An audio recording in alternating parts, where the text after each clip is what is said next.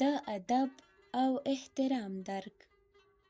یو وخت یوه واړه کلي کې یوه کوچنۍ ماریا او د هغې مور زهرا ژوند کاوه. ماریا یوه خوشحاله ماشومه وه چې تل یې هڅه کوله ښه نجلۍ واوسي. خو یوه ستونزه یې درلوده، هغه دا چې کله به یې له نورو سره خبرې کولې، ځینې وختونه یې ژبه ناڅاپه بدلېده او داسې خبرې یې کولې چې نورو ته یې درناوی نه کاوه.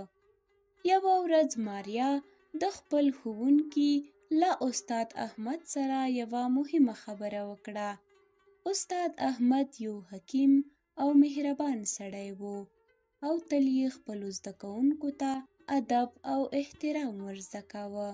هغه ماریا ته وویل: ماریا جانې، پوهېږې چې ته همیشه هڅه کوې، خو کله چې ته له نورو سره خبرې کوې باید په یاد ولرې چې ژبه تل درناوي او ادب ته اړتیا لري. دا نه یوازې د خپلو خلکو درناوی دی، بلکې دې ته هم اړتیا لري چې ته په ژوند کې احترام او محبت ترلاسه کړې. ماریا چې د استاد احمد خبرې واورېدلې، په خپل زړه کې یې ومنلې او د هغې خبرې یې په ذهن کې وساتلې.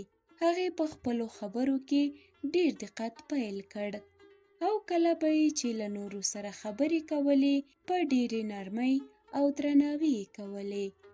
یوه ورځ ماریا د خپلې ملګرې شفیقې سره په کوڅه کې ولیدل. شفیقه خواشینې وه، ځکه چې هغه د خپلو کورنیو چارو په اړه له خپلو دوستانو سره خبرې کولې، خو هغوی همیشه بې ادبه او خبرو کې بې احترامه چلند کاوه.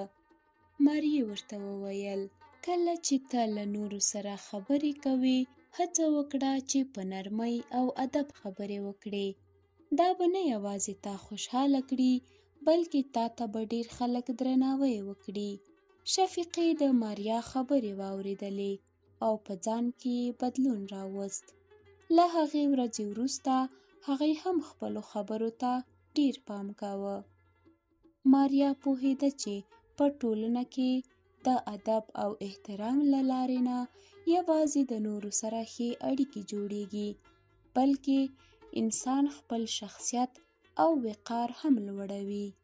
هغه پوهېده چې ادب او احترام یوازې په خبرو کې نه، بلکې د ژوند په هر عمل کې نغښتی وي. او له دې لارې ماریا پوه شوه چې د ادب او احترام په مرسته نه یوازې نور خوشحالېږي، بلکې انسان خپل شخصیت هم جوړوي. پند: په ژوند کې تل د ادب او احترام په اصولو عمل وکړئ، ځکه چې د نورو په درناوي کې تاسو خپل شخصیت ته هم درناوی ورکوئ.